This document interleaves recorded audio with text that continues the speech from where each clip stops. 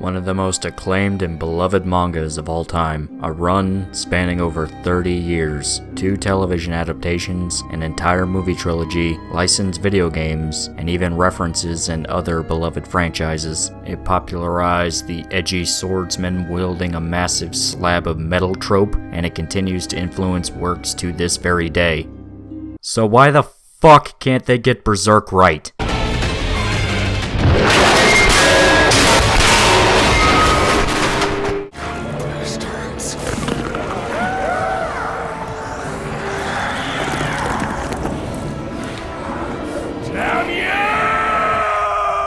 Alright, so I need to disclose this before we go any further. I fucking love Berserk. It is my favorite thing of all time. Not anime, not manga, not even video game or series. Thing. I absolutely love it. And anything with even the slightest hint of Berserk in it gets me jacked up and excited. I put a lot of hours into Dragon's Dogma when it was on PS3, solely because it had armor sets and locations that were direct references to Berserk. To say this series ruined a lot of other stories for me would be an understatement. So many times I would sit down and try to get into stuff like Attack on Titan or Demon Slayer, just to name 2 examples, and I would constantly have this thought pop up into my mind. Yeah, it's pretty good. But Berserk did this better. It simply has everything I love in a story. Flawed, complex characters that are still human and feel like real people. Grotesque violence and action that absolutely holds nothing back. Lovecraftian cosmic horror mixed with dark fantasy in a way that meshes together perfectly. And a protagonist with one of the greatest character arcs I've ever seen. No, I'm taking a step further. The greatest character arc I've ever seen. And with all of these elements together, you would think a Berserk anime would be an uncontested masterpiece that would be up there with the legends like Cowboy Bebop or Ghost in the Shell, actual works of art that can be appreciated even by people not that familiar with anime.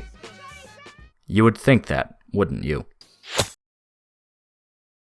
Familiar faces, worn out places, worn out faces, bright and early for the daily races. Yeah, let's not beat around the bush. Berserk fans have it rough. Between the constant hiatuses and extremely unmarketable subject matter, there simply haven't been that many chances to really get it out into the public eye. Though with our current culture, I think it's actually for the best Berserk is not that popular. It's a massive cult hit, but it's not mainstream, and I thank God every day for that. Now, there have been attempts, yes, more than one, but this video is going to be discussing why said attempts either ended up as just okay, or completely fell apart and raped this series harder than YLAD with a bottle of Viagra. But before we get started, I want to go ahead and get some shill stuff out of the way. Since this channel is doing better than I ever thought it would, I decided to try and focus up on improving things as best I can. But with the current situation, TM, things are a bit strapped in regards to resources. Now, this is a universal thing across the board. Everybody is the exact same way. That's why even though I have opened a subscribe star to accept donations, I would sincerely only ask that you donate if you truly feel like this channel is worth the cost. There's a few rewards you'll get, such as being able to recommend shows for me to check out and review on the channel, which I'll take priority obviously above someone just putting a thing in the comments saying, hey, check this out, because you guys paid for it, meaning, yeah, I should probably get around to doing that as soon as possible. And you'll also have access to a Discord server where we can just bullshit and talk about video games all day. Still, my hope is to make enough money to start upgrading the PC and really put the money back into the channel. There's also some places you can follow me on social media, like Parler, which is full of people posting their links to their own channels and videos, and I'm pretty sure it doesn't actually have human beings on it. I'm also on Twitter, where you can watch me get into retarded political arguments that go on way too long, and then you start to resent me as you realize, man, this guy is actually kind of stupid and he doesn't know what the fuck he's talking about. And I'll agree. And in case I get the happy van treatment by YouTube, you can find all my videos on BitChute, which I update, I don't know, when I feel like it. Anyway, I have links to all these things down in the description, so you guys can check them out at your own leisure. Now let's talk about Berserk.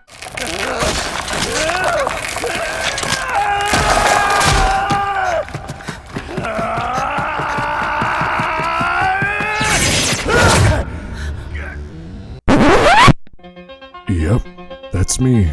I bet you're wondering how I got into this situation. It isn't too much of an exaggeration to say the Berserk anime adaptations have been a mixed bag. Some people really dig the 1997 adaptation. The movie trilogy has its fans, and defending the 2016 anime is a felony punishable by death for both the accused and their loved ones. Personally, if I had to categorize each one, it would be 1997 anime at the top, movie trilogy, and not far below, and 2016 all the way down at the bottom. That's not to say there's a clear optimal path to take if you're getting into the series and want to check out an anime before reading the manga. Each one has serious problems, at least compared to the actual source material, and I want to go into detail to explain how each anime turned out and see how they stack up compared to the manga, because if you want to get into Berserk, you should really just sit down and read it. It's the best experience. And don't do that thing of, oh, I'll just skip Black Swordsman and start with Golden Age. Be a man and love edgy bullshit guts, you cowards. Anyway, the point is that no adaptation has been able to match the quality of the manga. Not even close, really. They all have their issues for one reason or another. Now, you can argue that really no anime can ever match up to the manga. It's a very subjective take, but there is some legitimacy behind it, especially with something like Berserk, where the art is so insanely detailed that it would take a hell of a lot of effort for an anime to ever match it. They can try, and 97 makes some good attempts, but the studio would probably go bankrupt trying to actually do it. But before we get started talking about the animes, I should probably talk about just what exactly Berserk is for people that don't know. Are you ready, kids? Aye, aye, Captain! I can't hear you! Aye, aye, Captain! Oh! You have now been marked with the brand of sacrifice. The lives of those who bear the brand, from the last drop of blood to the last moment of your agonizing death, will feed life to the new child of darkness. That went south so fast!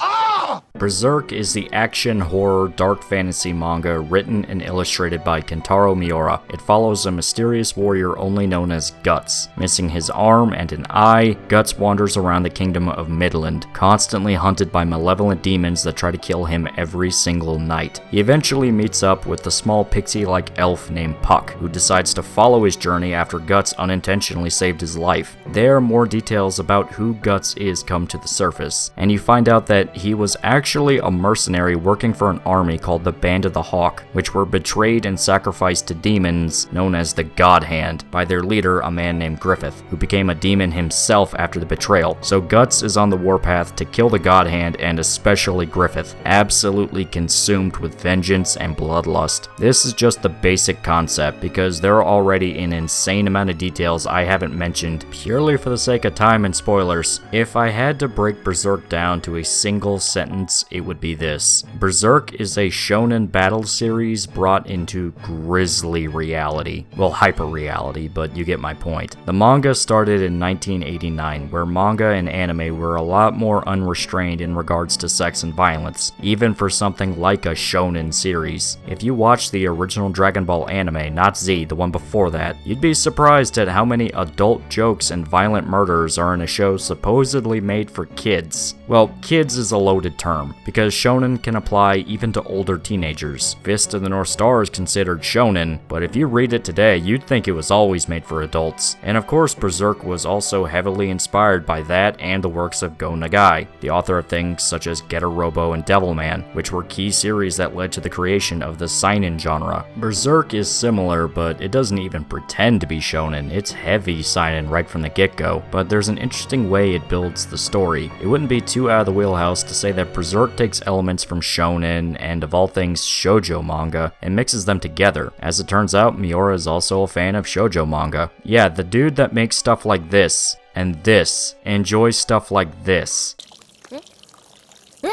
So Berserk is sort of a sum of all of its inspirations, but mixed together in a way that really feels fresh and original. You have an emphasis on characters and their emotions like you see in a shoujo manga, mixed with fast-paced, high-intensity fight scenes like you see in a shonen. Just drizzle some graphic violence, sex, and mature themes on top, and there you go, that's Berserk. It's a story that, if even slightly restrained, would feel completely different, which is actually something bring up with the later chapters, that the JRPG fighting One Piece pirates was stupid, and that the mermaid loli is annoying and only exists for Naruto to have a crush on her. Plus, the whole arc didn't even really get that good until Guts killed Cthulhu.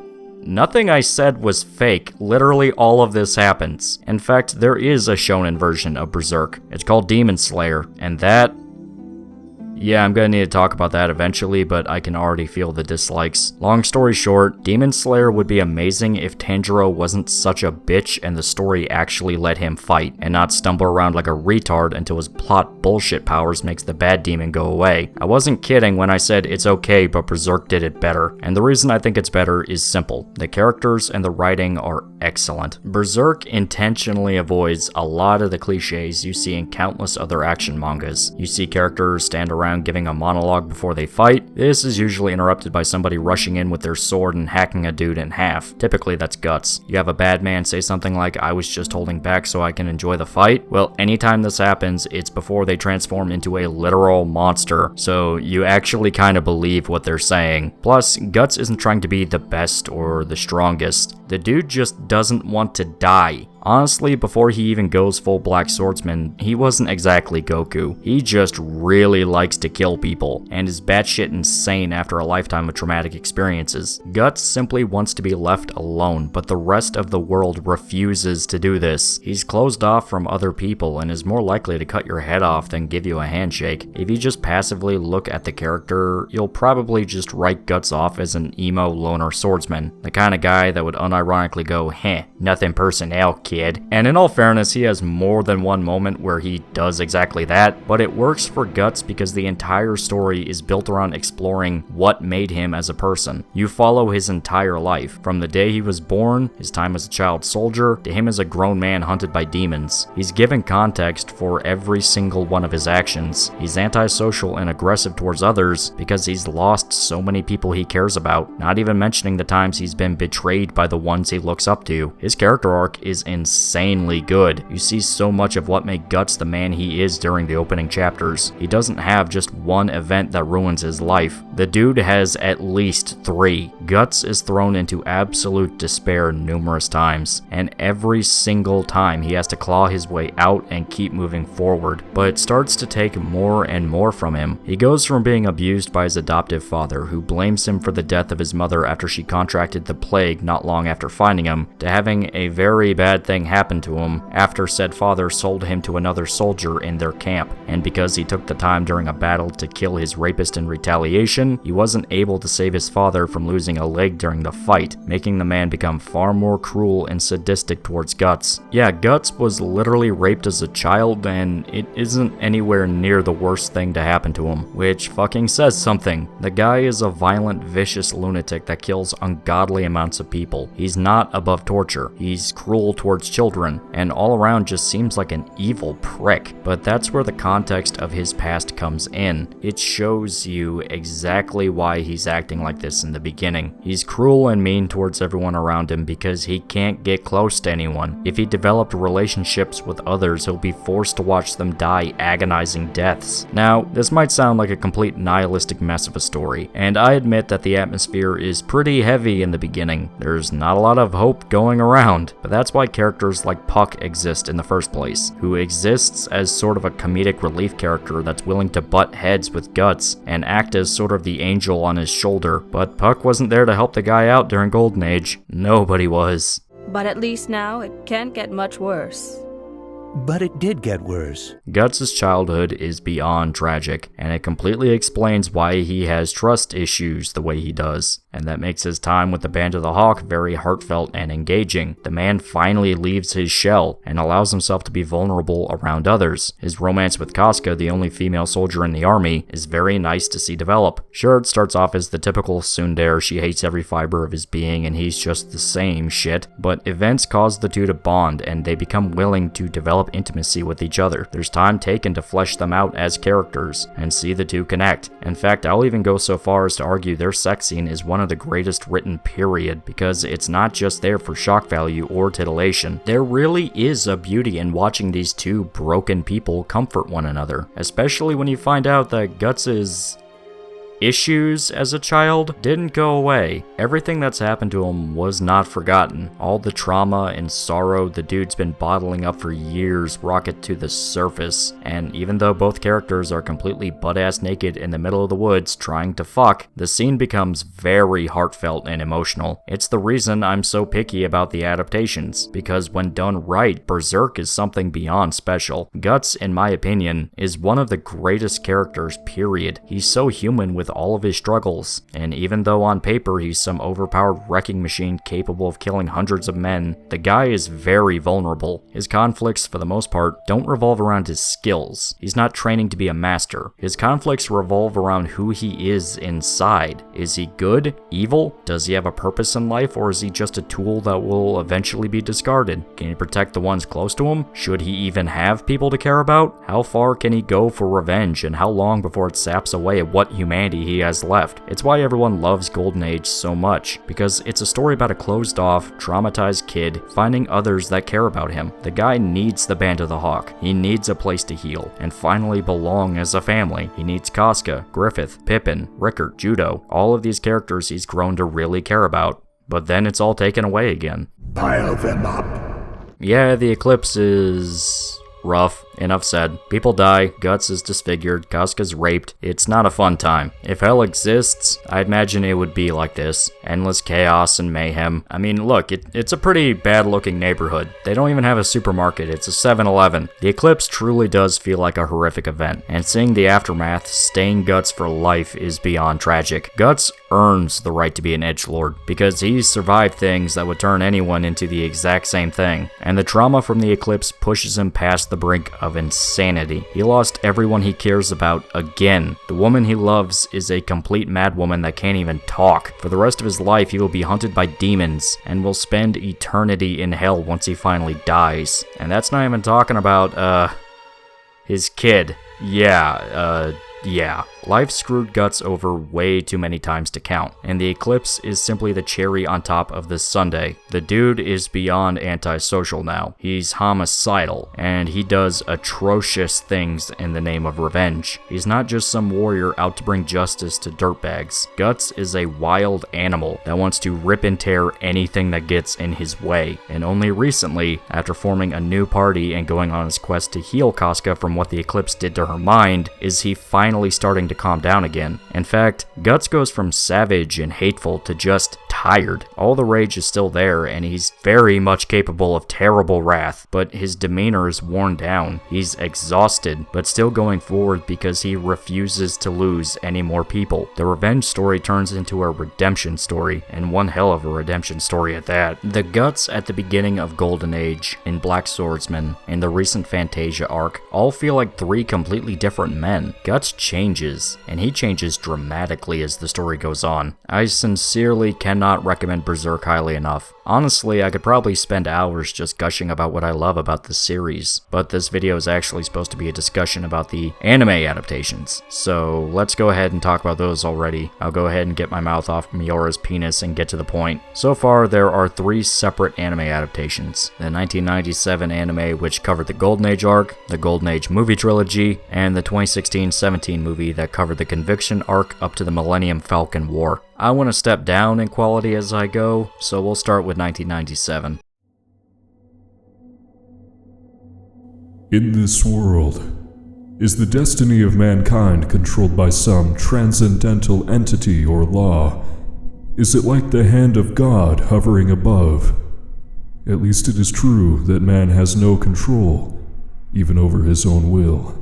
The fuck you doing here, nigga? Identify yourself. Who the fuck are you? Out of all 3 attempts, I will say that the 1997 anime is the most faithful and earnest attempt to adapt Berserk. It's 25 episodes altogether, and as stated earlier, it adapts the Golden Age prequel arc, though the first episode is a rough attempt to bring the opening chapter to life, but I'll get to that in a bit. Now, there are a lot of elements that give Berserk 97 more than enough charm to win an audience over. It stays about as close to the manga as it can get, considering that it actually aired on television of all places. Plus, the hand-drawn animation is downright spectacular towards the end. Well, okay, I say that, but it's actually kinda hit and miss. It's clear the anime didn't have the money it needed to get to the finish line. There are more than a few areas where they cheat, either by repeating animations or just coloring in splash pages of the manga and shaking the camera a tiny bit. It's not bad, and it doesn't feel like it comes from a place of laziness, more so just a heartfelt, we had to do this. This isn't top tier animation all the time. It's okay animation that gets better as the episodes go on. Still, I'm not gonna deny it has problems. Another detail that really stands out for the show is the music.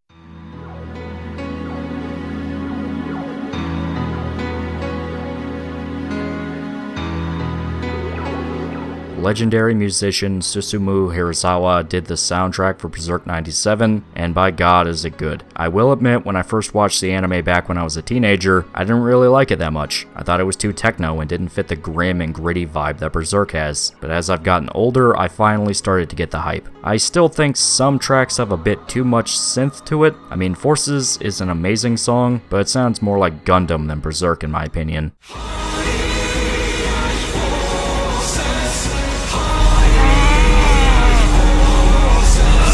But then there are other tracks that just make your jaw drop.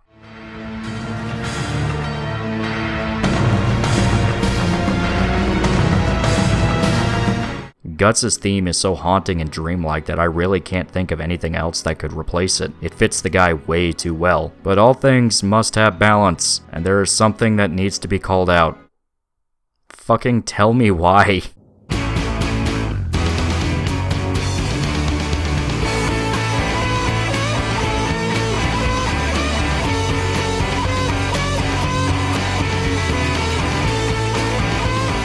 Yeah, the intro to Berserk is unfathomably stupid. The intro song is Tell Me Why by the Pen Pals, a J-rock band from the 90s. I mentioned I wasn't a big fan of Hirasawa's soundtrack when I was a teenager, but eventually grew to love it. Well, I still hate Tell Me Why to this day. So put your glasses on, nothing will be wrong. There's no brand, there's no fame, it's up to you. Is it funny? Yeah, and that's a problem. The song is only beloved in an ironic sense. I highly doubt anyone that watches the anime will tell you that the intro song is actually worth a damn. Sure, they might laugh at the put your grasses on meme, but if given the choice, I'd hedge my bets on almost everybody preferring something completely different. It just clashes so hard with this dark fantasy series about war and death. If the song showed up in a romantic comedy, I wouldn't even mention it. But with Berserk, things don't really come together right. And it sucks because the actual intro itself is fine, no real complaints about any of the animation or anything beyond that. And speaking of complaints, let's go ahead and explain the problems I have with Berserk 97. There's no reason in particular. Do you really need one? Will you always be left doubting me when I lay down my life for you? You're talking like a song from The Lion King. Stop that. It makes no sense. It's clear that the people who made this series cared about Berserk. They took the time to adapt as much as they could page by page. Well, at least the stuff that could go on television. And let's just get this out of the way. All three Berserk adaptations have a serious problem. They love to cut out elements from the manga. And Berserk 97, ironically enough, didn't cut out too much, but the stuff that they did leave was, kind of major in regards to plot details, and it affects the show's ending. For the most part, it's not bad, and I really do feel like a majority of it comes down to TV standards, which prevents them from getting quite as dark as the manga. Plus, it didn't want to catch up to the manga since it was just dipping into the conviction arc by the time the anime came out. So it's understandable that it simply wants to tell a 25-episode story that covers the backstory, and hopefully start up again if there's enough material to work with in the near future. But for what it does tell, especially if you're already a fan of the series, it feel like it actually forgot how it went. Like, I get not wanting to address shit you won't have time to flesh out, but not including fucking Skull Knight is kind of a massive mistake considering how he impacts the eclipse. There's an entire filler episode with fucking a Dawn, but they couldn't take the time to include a talking skeleton. I'm not kidding. A fucking jobber that only exists to annoy Casca got an entire episode, but the super important Skull Knight isn't even addressed. The final episode ends on a massive cliffhanger that doesn't make too much sense when you put the first episode into perspective, because Skull Knight doesn't exist in this adaptation. God damn it was really that simple. Now okay, I get it, they didn't want to touch stuff they were never going to have enough time to flesh out properly. Puck isn't in the first episode despite playing a major role in the story because he would have only been in the first episode. They just kind of bullshit their way through the events of the opening chapter without him. It feels weird, but newcomers won't care. It's purely an issue fans pick up on. Another character that's yeeted out of existence is Wylad. Wylad is the leader of the Black Dog Knights, an army of violent convicts the King of Midland uses as a last resort. In the manga, they're sent after the Band of the Hawk, and the fight between Guts and Wylad is insanely brutal, because as it turns out, Wylad is an apostle, a demon. He's not just some guy, the dude isn't even human. Now, despite me arguing that Wylad actually serves a pretty good purpose in the story, I understand why 97 doesn't want to touch him. The guy's not safe for work. He's a sadistic rapist that is willing to butcher entire families because why not? The dude literally mutilates women and children to create effigies out of their bodies. And this is all before he tries to tentacle rape Casca, and Guts has to cut his mouth penis off. Makes sense why the same studio that did the original Pokemon anime didn't think it would be a good idea to try Wylad. They also cut out Salat, the Indian martial artist guy that's actually a complete badass. This is the same camp as Puck, however. What's the point in including a character you won't really have time to flesh out? But the final issue I have with this anime is a very subjective complaint. It is nowhere near brutal enough. My disappointment is immeasurable, and my day is ruined. The violence in 97 is just okay. Loads of blood jets, but you don't really see the unbridled savagery the manga contains. Very rarely does it even look in the same direction. Once again, I'm blaming the fact this anime aired on television in Japan, so it wasn't allowed to go full Genocyber or even Shigarui. It's purely an issue I have with the series. Other fans seem completely content with the level of violence. I'm just the odd man out, and that's okay. I just wanted to see some intestines mixed with the blood, that's me. To cap it all off, I'll go ahead and recommend Berserk 97. If you're a fan of the manga and you're fine with things being changed or removed, it's a good watch. Hell, even the English dub isn't that bad. In fact, the exact same English actors come back for the movie trilogy, but I'll talk about that when we get there. For 1997, it's not the worst. Not amazing, it's a 90s anime dub, but the actors fit the characters well. Mark DeRyson, the voice actor for Guts, really embodies the character. Let go of me, Gaston! No way, Commander! I'm not gonna warn you again! Now step aside before I do something we both regret! I'll let you live so you can take a message to your master for me. Tell him the Black Swordsman has come.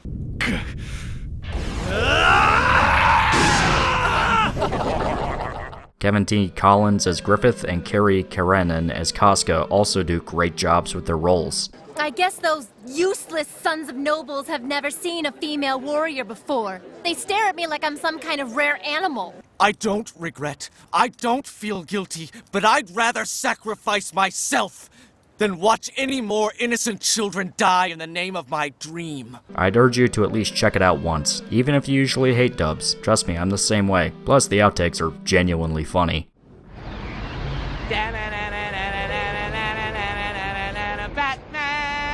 So, after Berserk 1997, the series went relatively quiet. There were chapter updates, arcs came and went, 2 video games came out and both were pretty good, and then came 2012, the Golden Age movie trilogy.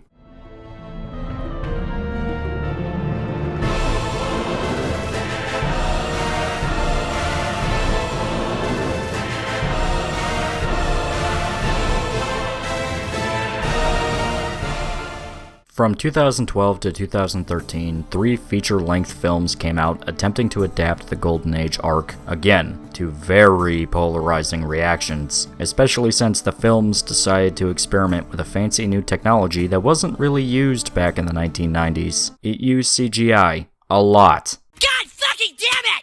Okay, to say I have a love-hate relationship with the movie trilogy would be way too simple. There are moments in this trilogy that were downright brilliant, and other moments are so goddamn stupid it's shocking to think they even know what Berserk is. The movies can only really be enjoyed by fans of Berserk, at least in the sense of getting the full experience. While Berserk 1997 cut out a few major elements, the Golden Age movies took a hacksaw to numerous plot details and outright characters. Granted, all Altogether, they were trying to shove over 100 chapters worth of story and context into 3 movies, one of them only being 76 minutes long, but that's not to say that non-fans can't like them. I got some of my friends into Berserk by showing them the movies, but there's so much cut out that it can really feel hollow. Like, even if you never read Berserk and don't know anything about the story, you'll notice things are missing. Character development just sort of feels rushed. This is in stark contrast to the 97 anime, where it completely focused on building up the characters and their relationships. Granted, a lot of stuff that was removed could be argued as superfluous. I heavily disagree and will explain later why I think it's a bad idea to start cutting things. Still, some of the scenes they cut out downright hurt the story. First movie alone, here's everything that got chopped out. Guts' childhood is completely glossed over. Best you get is a shaky nightmare scene with an FPS so low I genuinely thought something was wrong with my internet when I watched it. You don't have the scene with the noble guy where you find out he hates being touched, a reference to his years of abuse and rape at the hands of Donovan. After that, you don't have the actual nightmare Guts has once Griffith kicks his ass. Yeah, this is where the stuttering nightmare tries to replace it, but it's not really that great of a substitute. The movie thinks it's being more subtle, but not really. The first battle Guts has with the Band of the Hawk is completely cut out. It goes from Griffith kicking his ass to 5 years later. You don't have his first night with the group where Corcus and his friends try to kill him, and Casca intervenes, which helps cement that these two are eventually going to become closer despite her swearing that she just wants him dead. Nor do you have the party after the first battle, where Guts is reluctantly dragged into celebrating with everyone. The scene where Guts and Griffith get each other all wet and bothered is removed, and I'm gonna call it what it is. This was clearly a homophobic attempt to not let us see Griffith cock. This was just two bros being bros, secure in their masculinity, and you took that from me.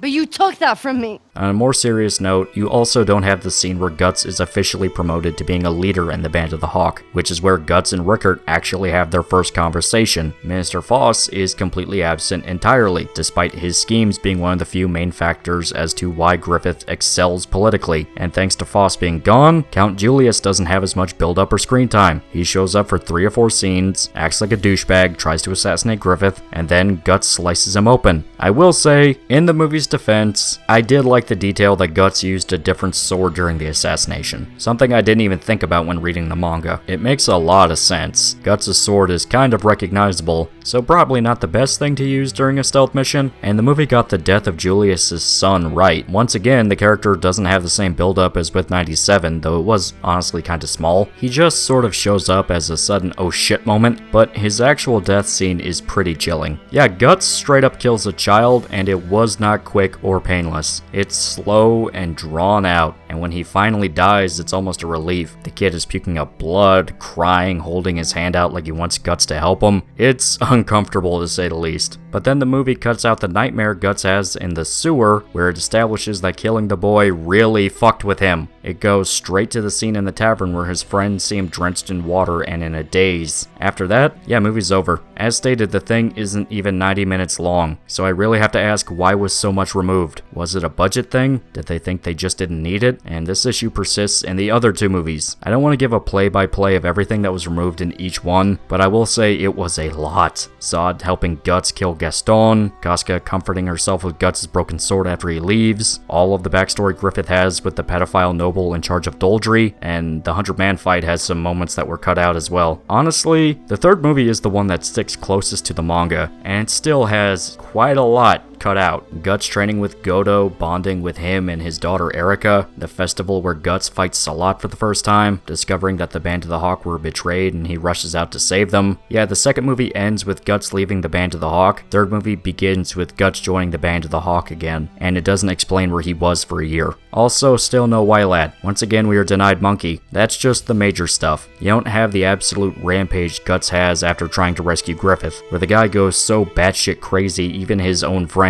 are like, dude, you doing alright, man?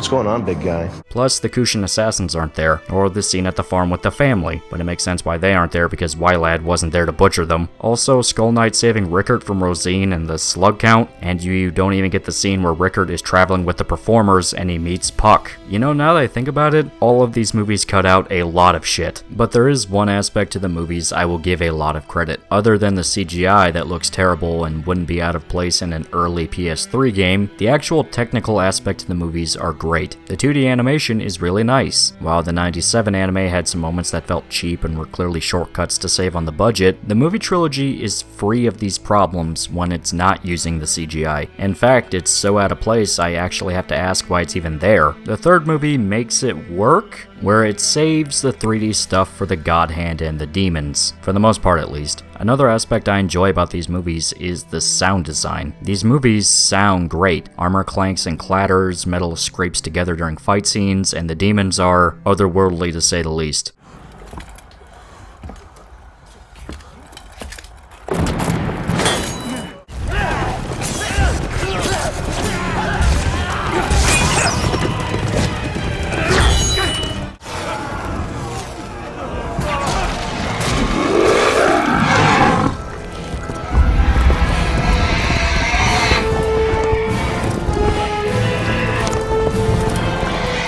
The music is kinda hit and miss though. Instead of the Hirasawa soundtrack like in the 97 anime, it's more of a traditional orchestral soundtrack. Not bad, but I only really remember 1 or 2 tracks. The guitar twang during the 100-man fight is a lot of fun.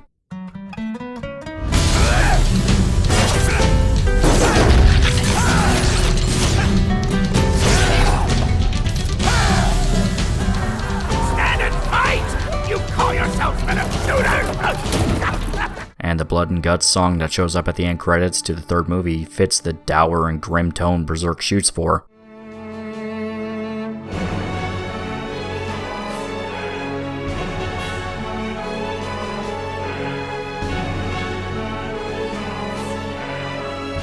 But my absolute favorite part of these movies, and the one thing I will say is an objective improvement over the 97 anime, and just sort of stands out among anime in general, is the voice acting. The English dub for these movies is really good. Every actor fits their role perfectly, and for the most part, it's the same cast as it was back in 97. This is one of the few exceptions where I prefer the English version over the Japanese. That's not to say the sub version is bad, I just really like what they do with the dub. This isn't the same cheesy bullshit you see pumped out by Funimation. There is actual talent behind this, and you can see the actors really stretch their legs and show what they can do. Mark Dorison in particular nails it in the third movie. The dude becomes Guts, and it's really hard to see any other actor in the role. I know you're there, go away. If you don't believe me, let's compare the two real quick. All you care about is swinging your sword against others. You don't care at all about the lives of the men you lead. You're just a mad dog! Say it again! Say it again if you dare! You don't care at all about the lives of those men you lead! You're just a mad dog! You're wrong. I'm not like I used to be. I care about the Hawks. I do. Yeah, not really the same thing as Pokemon, is it? Hey, I know. I'll use my trusty frying pan as a drying pan.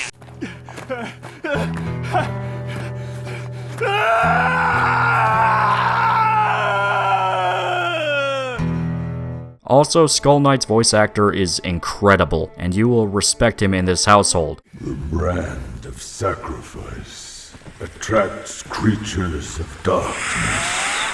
Your body and every last drop of blood in it has been given as an offering to those of darkness. That is the destiny of those who receive the brand of sacrifice.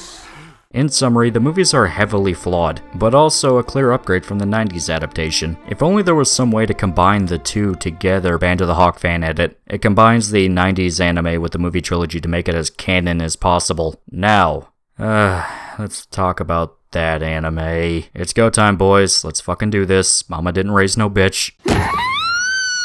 Berserk 2016 is insanely bad. Like, I can barely believe this actually exists. This is Berserk. This. What the fuck happened? Who let it get this bad? Well, I say that, but there are tons of stories and rumors that sort of point in the right direction. But let's get to that down the line. For now, let's just shit talk this show. So Berserk 2016 is the newest adaptation, which obviously came out in 2016. The second season, roughly referred to as Berserk 2017, acts as the second half of the story. It covers the Conviction arc up to the Millennium Falcon War, which is actually my favorite time span in Berserk. This anime exists to insult me personally. It's fucking great! Berserk 2016 is a complete mess on every level. Structurally, it's a mess. Technically, it's a mess. It even found a way to make the story a mess. Because once again, it decided to go ahead and chop out some story content, mainly the opening chapter, which then hastily turned into the scene with the carriage and the skeletons. Then the fight scene with the demon tree that shows up at the beginning of Lost Children, all to culminate with the battle with the Holy Iron Chain Knights. Yeah, they literally took 4 separate chapters and stitched them all together. It's the worst. It's so obvious these things don't fit together, and it just makes the whole beginning feel rushed and confused. Like, sure, we get to see Puck finally, but then they try to fit Isidro into the first episode too. Why? His introduction in a later episode is fine. We didn't need to see him this early. Not even mentioning the fact that since they cut out Lost Children, Guts getting captured by the Holy Iron Chain Knights makes way less sense. The anime changes it to where they find Guts after his fight with the demon tree. Big problem here. Why are they after him? Man, it's almost like the manga had numerous scenes with Guts as the Black Swordsman, running around causing chaos, which would explain why a formal manhunt would be called on him, especially since they arrive during Lost Children, and they find that Guts basically slaughtered a whole bunch of children that turned into man-eating demons. So they think the guy is a villainous monster that killed every child in a village. Plus, the Rosine fight at the end of Lost Children beats Guts to a fucking pulp. So when the knights show up to capture him, who are established as a bunch of prissy nobles with zero combat experience, he's already on death's door, meaning it makes way more sense why he would collapse and they would be able to capture him. And don't even get me started on that fucking mansion episode. They ruined Rape Horse. Look how they massacred my boy. Also, they could force the cast into a fucking Resident Evil mansion so we can see Guts kill a demon that was a literal jobber that only existed to show how badass the Dragon Slayer is, because they changed it in the flashback with Godo for literally no reason. This is all just the first 3 episodes. Holy shit! It's awful.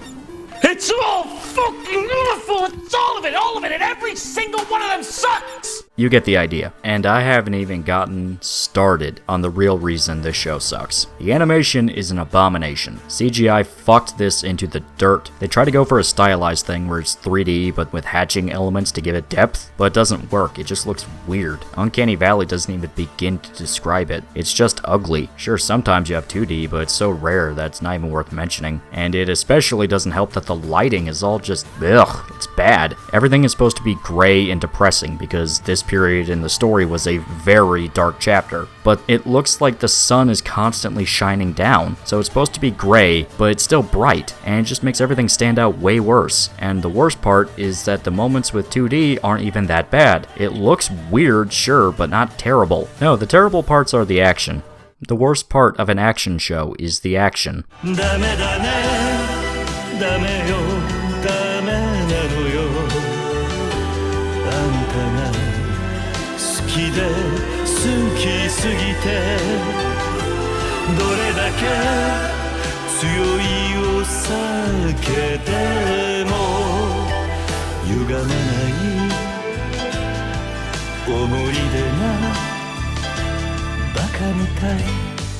The direction in Berserk is awful, completely awful, and the bad CGI only makes it significantly worse. Guts uses a greatsword as a weapon, a literal slab of metal with sharp edges on it. It breaks through solid metal armor, stone, layers of flesh and muscle on supernaturally strong monsters and demons. The thing can't even be wielded by anyone but Guts, not because it's cursed, not yet anyway, but because the damn thing is just that heavy. So you know it's a really big problem when every swing he takes with the thing feels weak as fuck. It doesn't have weight to it. The sword showed up in 1 episode in Berserk 97, and the 2 scenes where Guts uses it has all the weight and feel that Berserk 2016 lacks. This isn't even talking about how the scenes themselves are just bad. Berserk tries way too hard to make the fight scenes cool, but all the stylistic choices they make just turn every battle into a confusing headache, and I'm not even going to talk about the fucking clanging.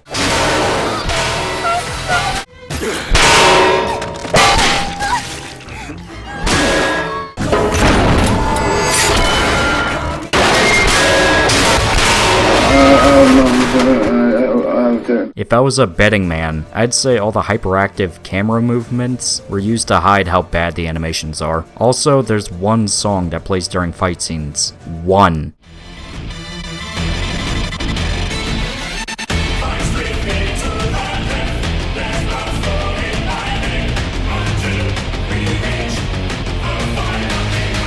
That's it. The only other song they have is actually pretty good, since Hirasawa came back to compose it.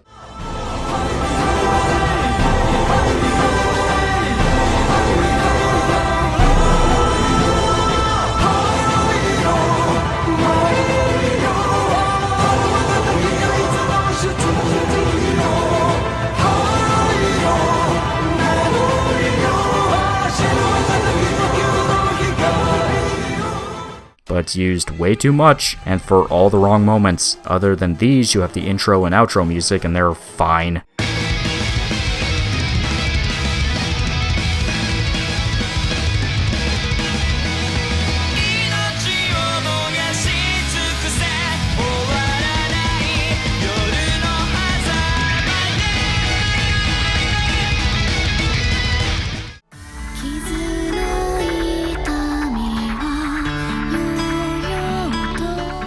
Loud J-metal, and sad fantasy ballad. The elements here do not come together well. In fact, it outright ruins numerous moments that are done spectacularly in the manga. Bar scene that introduces Guts? Awful. Too many changes, and Guts is neutered. Rape horse and Guts' rampage from it? A complete joke that is just stupid. Resurrection of Griffith? Terrible. Hard to follow. Bad. The Guts Zod fight at the Graveyard of Swords?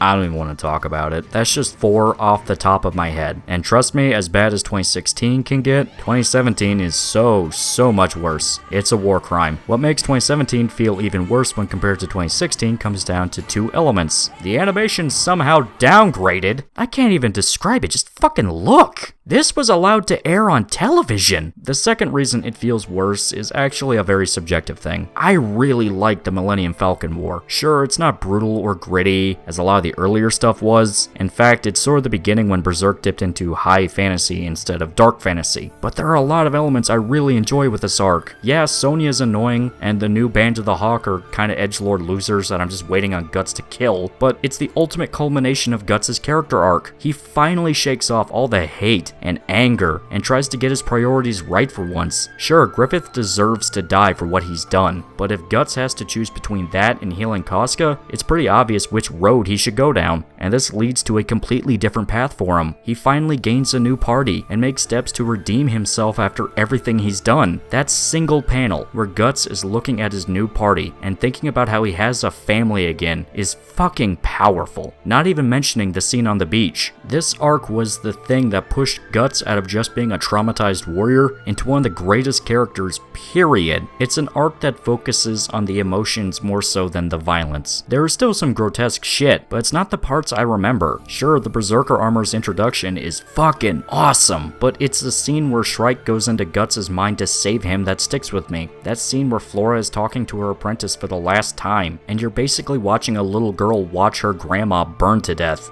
Guts watching Casca play with everyone on the beach. It embodies what makes Berserk special. The story doesn't exist just to throw blood and meat at you. What makes Berserk stand out are all the moments of humanity sprinkled in between the horror. The characters and their humanity remain the focus. So that's why this shit is kinda insulting. Just a little bit, yep. Now, there are some rumors about why it turned out the way it did, and the one that sorta makes the most sense is this. The studio that made Berserk 2016 has very little to practically no experience with action series, and especially horror, and it was apparently a collaboration between 3 different companies. Gemba, Milipensi, I think that's how you say that, and Leiden Films. Leiden Films supposedly acted more as a producer role, so it was really split between a studio with one other project under their belt, and another that's only really made slice-of-life comedies. Wanna know the best part too? If the stories are to be believed, there was some serious office politics going around. They seemed conflicted on whether to dedicate to a CGI style or attempt traditional 2D, and this led to numerous teams working on the same scene, but with either CG or 2D. You see, Gemba is a subcontracting company specifically focusing on CGI. Essentially, they're the dudes you outsource stuff to if you want to put CGI in an anime. Berserk was the first project actually officially under their umbrella. Milipensi C, on the other hand, is a small studio made up of former Gainax and Madhouse people, so I don't doubt there was some tug-of-war going on. Guys experienced in 3D versus guys experienced in 2D. Creative differences spike, egos clash, and the project suffers because of it. Classic tragedy. Because they refused to dedicate to one way or the other, they never had time to polish either path, and they just smashed what they had together and hoped for the best. Honestly, I completely believe it. The way things just seem to bounce between okay 2D and abysmal 3D screams that things were rushed. I'm not gonna blame the studios or anything, because the actual grunts trying to make the damn show probably hate how it turns out too. Imagine having Berserk 2016 on your resume, especially if you're an artist or an animator. It goes to show how little respect this series was given. There should have been a clear vision, something every side could agree on and work towards, but it didn't happen. Instead, we get this.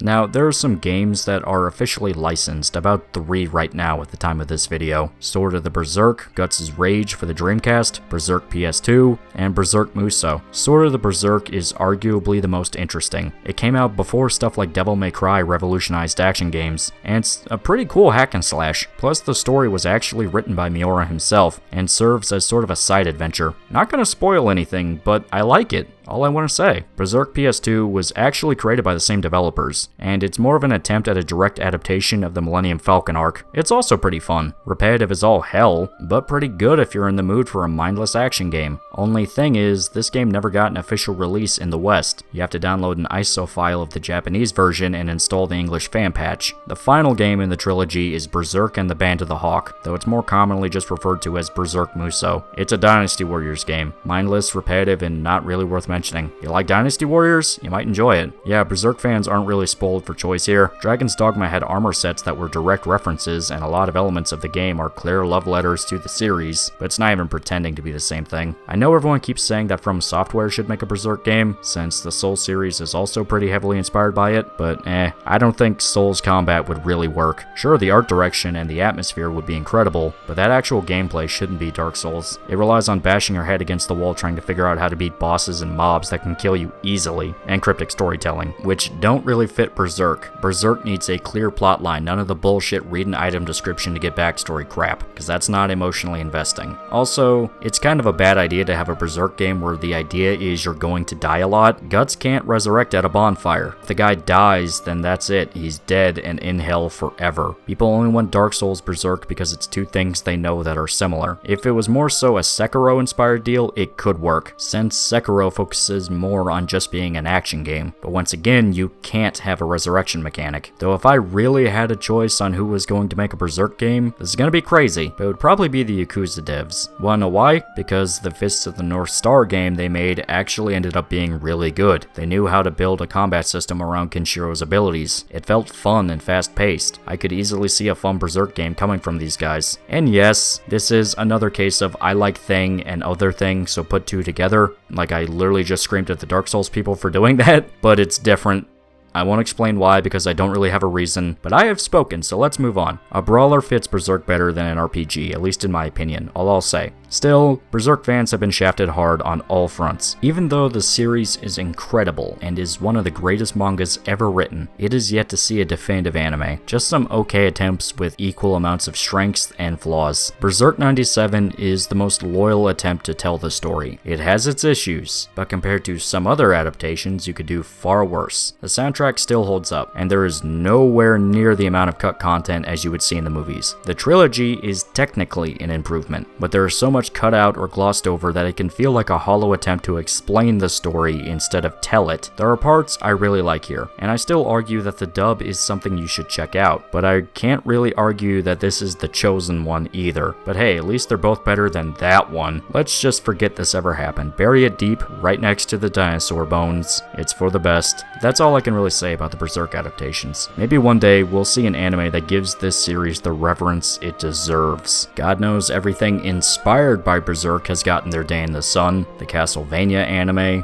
Vinland Saga, Dark Souls. Maybe it's time to let the big boy come in and get some love. Actually, with the way things are going recently, I don't think it would turn out that well. At least we still have the manga, and supposedly we're pretty much in the endgame for it. With over 350 chapters, you would think there would be a lot more attempts to actually adapt the series, but I don't think we'll get a loyal adaptation for a long, long time, and it'll probably be screamed at by the same hysterical losers that whine about anything. Show one of those people that freaked out about My Hero Academia's fan service a panel from Lost Children. I doubt it would end well. No, Berserk needs a team that loves the source material. They don't want to change a thing, and are creatively free enough to do exactly that. The biggest issue with 97 and 2016 is they tried to put the series on television. Berserk doesn't work on TV. If we want a good anime, then it needs to be on a premium network that will just write a blank check. Amazon Prime has some really good anime on it, so maybe they might tackle Berserk eventually.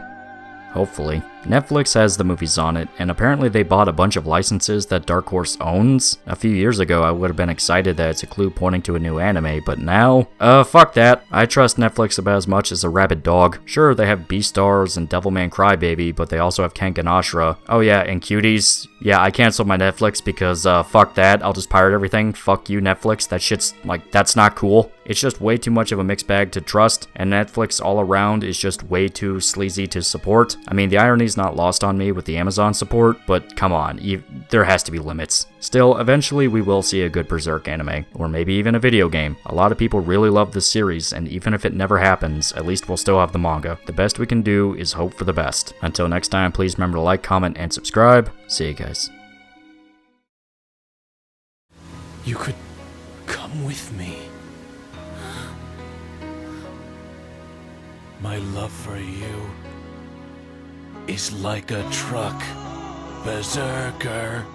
You fool. Do you want to making Berserker? Berserker. Did he just say making